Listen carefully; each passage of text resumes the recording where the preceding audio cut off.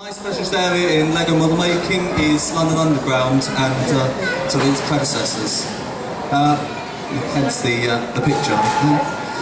Now, one of the best influences I found is the 1930s when the Underground was in great expansion and a lot of the leading edge of architecture was in there. And these are some of my influences here. Pop that on.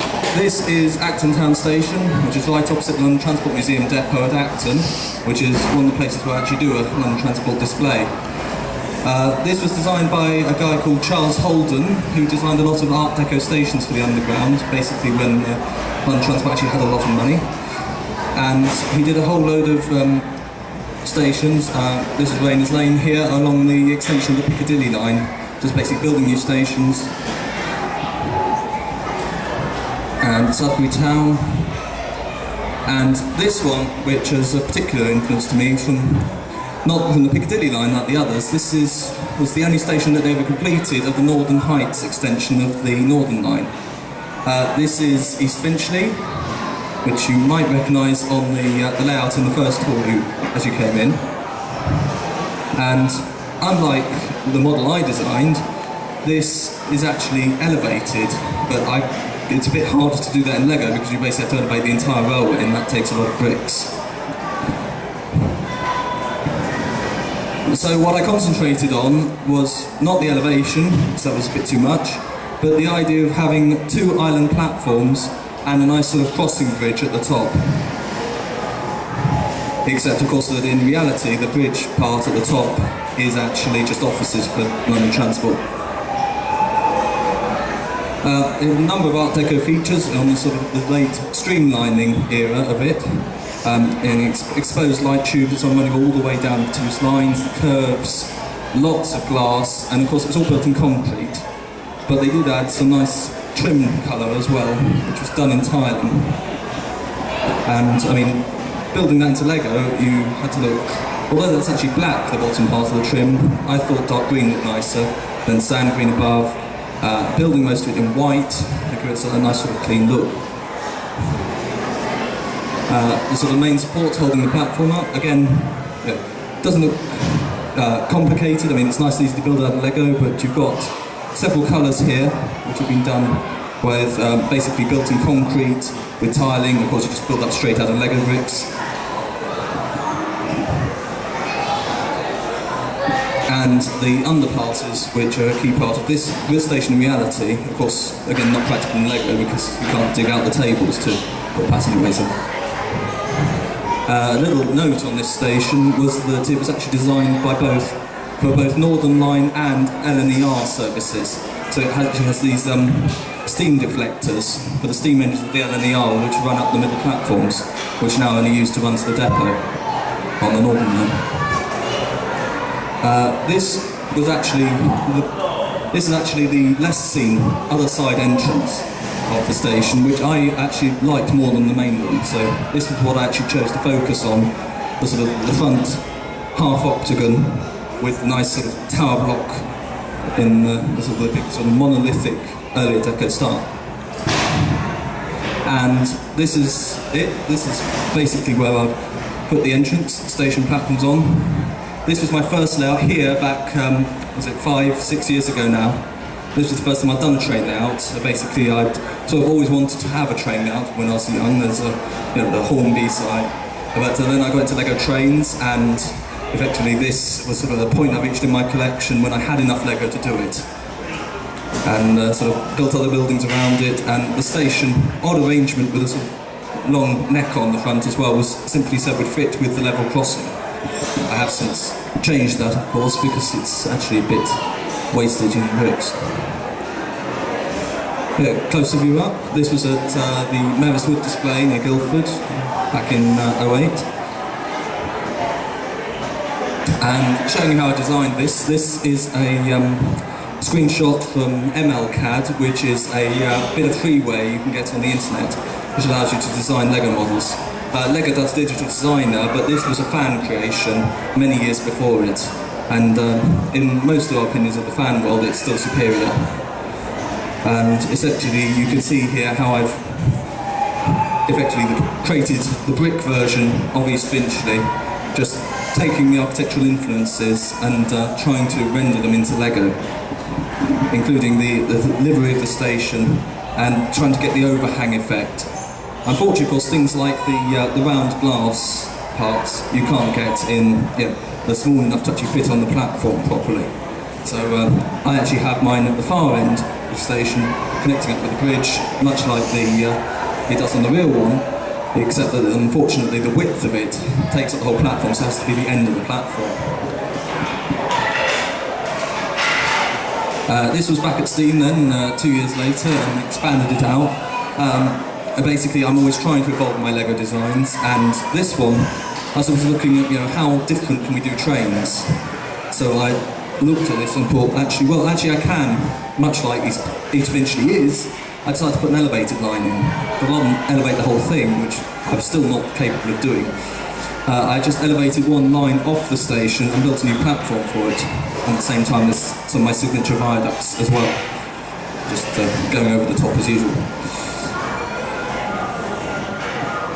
By this time I had changed the station somewhat as well. I cut out the long neck on the top, so that basically the main entrance was nice and close, and it was also then a lot less to pack up and store between displays. And then you can see the extra platform I built in the same style as the ordinary ones, but separate. And this actually was quite useful, because once I'd done this display, I decided the elevator railways were a bit too much work. And there's a close-up of it there. And it became a little station on its own, which you'll recognise from the layout out there, as West Brickley. So I just changed it, and this is very useful for taking to displays where I can only do a smaller layout, either because setup time is limited, or the size we're allowed is limited for the layouts themselves. And this was at the Buckinghamshire Railway Centre, another display. This was another constraint issue I had. I didn't actually have space to put the main station entrance in. So I had to build a new one, which had a side entrance, which is actually kind of like the actual frontage of East Finchley. There would be more sort of offices running back that way on the real one. And as you might notice, there's only one island platform. I actually designed the bridge part so it would separate and use Technic bricks and pins to join the sections together as you need them. And this was at the London Transport Museum Depot at Acton this year, at the London Transport and Miniature event. And this is changing the use of a station slightly. I mean, before we'd always looked at having the trains running on a loop and just going constantly round and round through the station constantly, as then we changed to the prototype of a linear layout, which is much more like model railway groups who don't do Lego. They do O gauge, N gauge, that sort of thing. They go to sort of running trains between stations and then back again, so they're in a long line, which is much more easy for a modular design. So this was basically putting it at one end, all the tracks stop there, and you basically, when you're controlling the trains, you have to try and bring them in and line them up properly, like the real drivers actually have to. So it's a lot more work in running a train layout, but it's actually more satisfying, and you don't get dizzy from watching the trains go round and round. There's another view of it. Now, one thing I'd always designed for East Brickley was the idea that you could have two lines running and you'd have two sidings with it. It also meant if I wanted to, I could have 4 lines or such, or just 3 lines, one with 2 sidings running between. Or I could cut out one platform, as you saw from the Bucks Rail Centre pictures. And one thing I hadn't really worked on yet was the idea of having a station canopy on my stations before. I mean, this is Waterloo here, which is a great piece of Victorian steel and glass. I mean, there's the whole modern bit for the Eurostar at the bottom, but I ignore that. And, I mean, when they cleaned this, I think it was back around 2000, it just shone white and the light came through brilliantly. I mean, as much as it must have first been before the steam engines sooted it all up. But building something out of that, like that out of Lego is actually pretty difficult because you need a lot of glass pieces. And, I've been spending years collecting them ready for this. This is another station canopy design. I actually chose to go for more of the style of Waterloo than this, which is King's Cross, when I was there heading up to York this summer for another display at National Rail Museum. But the idea is you get a nice sort of enclosed area for the trains to run into. and it adds something. And additionally, of course, both these are terminus where the trains have to stop. And so the idea of taking the linear layout further and building a station that would only work with it. It wouldn't work with a layout that runs in loops.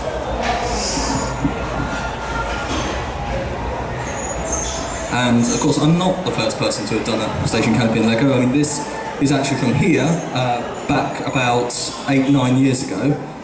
I can't remember who made it, but it's a very nice one. Again, you can see the sheer number of glass pieces required just to make the top of the canopy, and this is a nice curved version, but there's no sides to it or anything, and I kind of wanted to have more of that. And in this case, the only way they've been able to stick the station on is to actually raise it up and it takes a lot of bricks to raise it up and make it look proper. And this is from last year or 2 years ago. This is Warren's St Pancras model. Again, it's in order to get the station canopy, I mean, he couldn't even build the full canopy, he just didn't have enough bricks. And he bought lots just to get it that far. But again, it gives you a nice idea of what you could do, and of course what I wanted more than that was to actually have it so you can run the trains in whereas that's purely static. So back to MLCAD, and I was working on several designs of canopy. This one essentially was looking at getting a sort of Victorian square design rather than the arch, and angular roofs and so on. And again, you can see from the void spaces all along here, that's where all the glass would go, hundreds and hundreds of pieces of glass, which took so long to collect. But in the end, I decided that actually the roof looked sort of, it didn't quite fit with the sides, and I wanted to add a station building that was more in the sort of Art Deco, sort of East Finchley and the other Holden stations. So the roof got chopped off, the sides were kept, and you can see them on the Brickgate station, which is what that build turned into. The colours are just for identification, and also because you can use a colour select option on MLCAD, which allows you to just pick out those parts.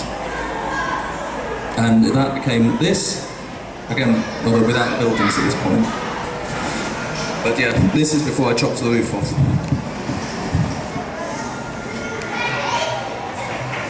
And well, basically, I was also searching for a new design of station building. This was the idea I came up with, sort of looking at that time I was just oddly looking at French interwall stations, sort of liking their Art Deco style and continuous lines. But this one never looked quite right to me, even though I tried loads of colours and changing the features. And this was another development one, which looks pretty much like Brickgate does now on that layout, except that it's got the nice big Holden style block for the main station building. Although I've sort of gone with a rather French style of wing on the stations, which I'm not actually going to keep, they're going to change. But then I decided to change it into the much rarer colour dark orange, because it actually looks like brick. Whereas doing everything in tan, I have a lot of tan, so I do a lot in tan, but it gets a bit boring when it's all the same colour. And so that's what it turned into, although I hadn't yet built a canopy at that point. And then sort of looking at options for the canopy, having now chopped the top off. And basically, I mean that was an idea using just base plates on top, simply to cover that massive area. But then I had the lucky fortune to get some of these long bricks, which are actually laid on the sides here. And although the Brickgate you see doesn't have these bits yet with the Technic lift arms, that's another stage in my plans. But I didn't actually collect up enough in time to have it on as part of the station this year. But there it is built without the Technic arches, and it gives a nice sort of impression of light inside, as well as allowing you to actually see the trains when they're inside, because I mean, if you can't see the trains and you're running in blind, then you're going to crash them into the buffers at the far end, which never works out well. And that's it at the National Railway Museum in York, on display. I basically took all this up in one box on the train, so it's at least very relevant in venue and travel. And I think the next picture is the front, and then you can actually see inside. Again, I mean, it was a very dark area where we actually displayed, so there wasn't much light coming through, but it got a sort of nice interior inside of a station look to it, with 3 different types of trains and lots of minifigures to populate it. And another view. And evolving this, I decided that perhaps I didn't like this because Brickley was actually designed as a food station originally, but I really wanted to build a terminus. So in this plan view, again done on MLCAD, I looked at moving the station building round and adapting the canopy into it, and then rigging the two platforms out that way with the possibility of extending it to a third line's worth, if possible, and perhaps also building a signal box in the same architecture. But I decided also I'd rebuild East Brickley. It was originally meant to replace that station, but I decided that rebuilding both would actually give me two stations, which would be better, because when you're running linear, you want to run it to and from. And this is development pictures, which I'd look at either in plan or profile view, so you're seeing both here. So I'm looking for things like length, with the tube train in, to know what lengths I'd be working out, and also the lines of glass pieces, so I'd know basically, because I know about 350 of this sort, which do the sides. But even this one is only development, and I actually changed to this. I decided that leaving the operator side without any glass would be a good idea because of the size of it, so it meant I could actually get into it to actually deal with broken trains and such like that they crashed inside. Because if I couldn't get in, then with a terminus station you can only reach in one end, and that makes things a bit hard. And also, of course, you don't need glass on the side that you guys, the public, don't see, because it's only for effect. And this was the first build I've done. This model I've actually built, and it's in the Brighton Lego Store's showcase now, which is a display case that the AFOL groups like Brickish and Southern Lego Train Club can fill in the Lego stores all around the world. And I put that in because I don't have the station range to display this time. I brought everything else. But this was the idea. So I decided then to move this station away from the Art Deco and sort of go for more of a grand style. So with the big, rather pompous staircase and the side towers, which will have staircases in them. And sort of more going back to the idea of the Victorian terminus. And as ever, the station project's ongoing because, as with anything that takes time, you change your mind every few months as to what you want to do. Or you suddenly find you get a whole load of new parts that you hadn't planned on getting, but you find them useful, or you think of a new use for them. So, I mean, East Brickley and Brickgate will continue to be run at layouts for years yet, but they will be constantly changing. And unless you have any questions, that's my talk. Thank you.